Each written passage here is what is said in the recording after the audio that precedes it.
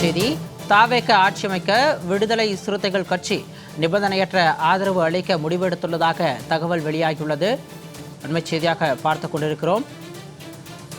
நேற்று நடைபெற்ற விசிக உயர்நிலை குழு கூட்டத்தில் தாவேகவிற்கு விசிக நிபந்தனையற்ற ஆதரவு அளிக்க முடிவு செய்யப்பட்டுள்ளதாக தகவல் வெளியாகியிருக்கிறது. தேர்தல் முடிவுகள் மே 4ஆம் தேதி வெளியான நிலையில் இதுவரை ஆட்சி அமைக்க முடியாமல் ஒரு இழுபறியான சூழல் நிலவி வரும் நிலையில் 116 எம்எல்ஏக்களின் ஆதரவுடன் தாவேக ஆட்சி அமைக்க உரிமை கோரிய நிலையில் தற்பொழுது விசிக 2 எம்எல்ஏக்களின் ஆதரவை தாவேகவிற்கு வழங்க உள்ளதாக முடிவு செய்யப்பட்டுள்ளதாக தகவல் வெளியாகியுள்ளது. கூடுதல் விவரங்களோடு எமது செய்தியாளர் நித்யானந்தன் இணைப்பில் இருக்கிறார். வணக்கம் நித்யானந்தன்.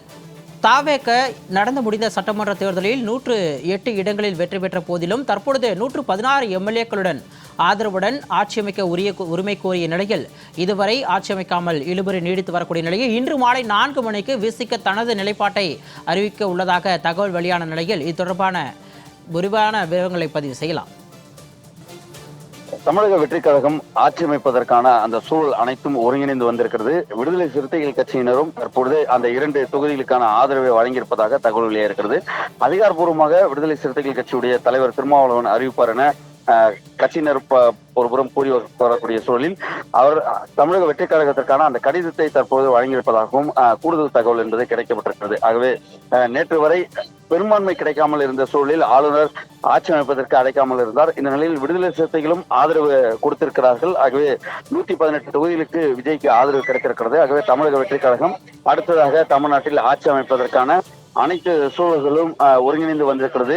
அது மட்டுமல்லாமல் சற்று நேரத்திற்கு முன்னதாக ஒரு 11 மணி அல்லது 11:30 மணி வாக்கில் இங்கு செய்தியாளர்களை சந்திப்பு இருந்தது. அந்த சந்திப்பும் ரத்து செய்யப்பட்டது. அதன் பிறகாக 4:30 மணி அளவில் செய்தியாளர்களை சந்திப்பார் விசிகாவுடைய தலைவர் திருமாவளவன் என கூறப்பட்டது.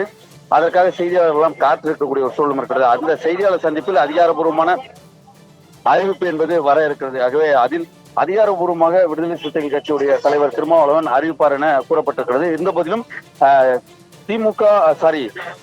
தாவேக விடுதலை சிறுத்தைகளுடைய அந்த கூட்டணி என்பது உறுதிப்படுத்தப்பட்டிருக்கிறது. ஆகவே அந்த கூட்டணி அடிப்படையில் தமிழக வெற்றிக் கழகத்துடைய தலைவர் விஜய் ஆட்சி அமைக்கிறார். பெரும்பான்மை கிடைத்திருக்கிறது. 118 இடங்கள் கிடைக்கப்பட்டிருக்கிறது.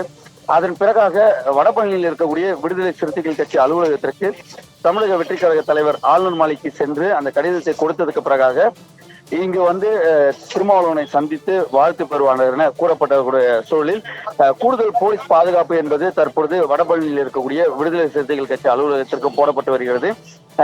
சரியாக ஆளுநர் மாளிகைக்கு சென்று ஆளுநர் மாளிகையிலிருந்து ஒரு 20 நிமிட பயணத்தில் இங்கு விடுதலை சிறுத்தைகள் கட்சி அலுவலகத்திற்கு விஜய் வருவார் என கூறப்படுகிறது. ஆகவே விஜய் வருவதன் காரணமாக கூடுதல் பாதுகாப்பு என்பது போலீஸ் ஒருபுறம் பாதுகாப்பு நடவடிக்கைகளை பலப்படுத்துகிறார்கள். மறுபுறத்தில் விடுதலை சிறுத்தைகள் கட்சியினர் ஒருபுறம் கூடியிருக்கக்கூடிய சூழலில் தாவேகாவுடைய தொண்டர்களும் இந்த பகுதிக்கு அதிக அளவில் குமிந்து வரக்கூடியதும் நம்மால் பார்க்க முடிகிறது. ஆகவே தாவேகா, விசிகா, மார்க்சிஸ்ட் கம்யூனிஸ்ட் கட்சி, இந்திய கம்யூனிஸ்ட் கட்சி, காங்கிரஸ் இவர்கள் அனைவரும் ஒன்று சேர்ந்து இந்த ஆட்சியை நடத்த இருக்கிறார்கள் என்பது இதன் மூலமாக பார்க்க வேண்டியிருக்கிறது. சிகமன். அண்மை தகவலோடு இணைப்பில் வந்தமைக்கு நன்றி நித்யானந்தன்.